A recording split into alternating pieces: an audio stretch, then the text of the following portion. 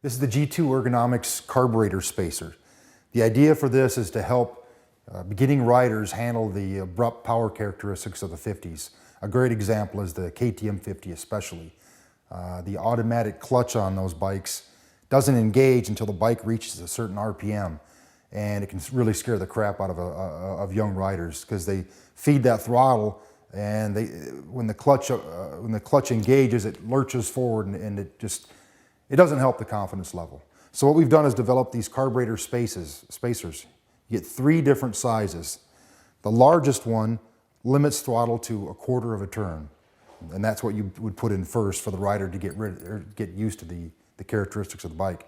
At 1/4 throttle, the rider can open almost all the way, and the clutch will very slowly engage, and it makes it really easy for the rider to get used to the bike. The next size up limits throttle to 1/2 turn, and then as he gets used to that, you go to the next one, and that lets the rider get to 3/4 of a turn. So it allows the rider to gradually ride the bike, going to full throttle as far as he knows or she knows, and it just makes the bikes a lot easier to learn to ride.